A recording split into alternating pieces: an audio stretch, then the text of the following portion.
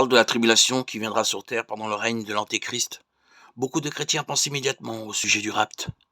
Le rapt est un événement apocalyptique où Jésus-Christ prend son Église.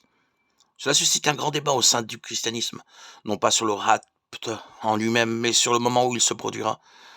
Certains chercheurs pensent que le rapt aura lieu avant la période de tribulation. D'autres croient qu'il se produira à mi-chemin de cette période, c'est-à-dire après 3 ans et demi.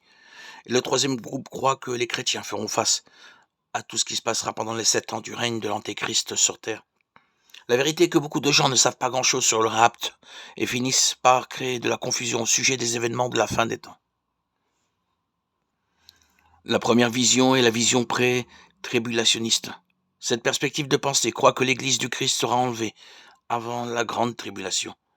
Pour ce groupe de chrétiens, dès que l'Antéchrist favorisera un grand accord de paix entre les 3 plus grandes religions du monde et deviendra l'homme le plus populaire de la planète, tous ceux qui ont remis leur vie à Christ et l'ont reconnu comme Seigneur et Sauveur seront soudainement enlevés au ciel et seront épargnés des souffrances à venir.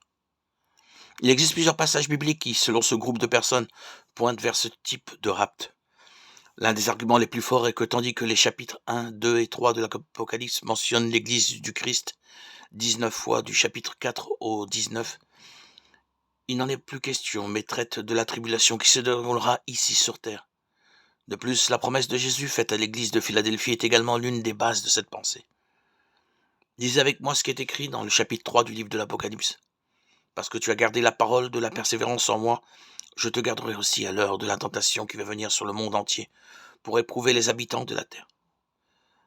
Observez que Jésus a dit « Je le garderai de l'heure de l'épreuve », et non pendant l'heure, c'est-à-dire pendant la tribulation.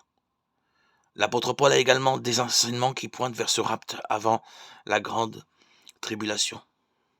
Au moins 2 fois, il en parle dans sa première lettre aux Thessaloniciens. La première fois se trouve au chapitre 1, verset 10, et la deuxième fois au chapitre 5, verset 9. Dans les 2 occasions, l'apôtre mentionne que Jésus nous délivrera de la colère à venir, car il ne souhaite pas que nous traversions ce moment si difficile, mais plutôt que nous soyons sauvés.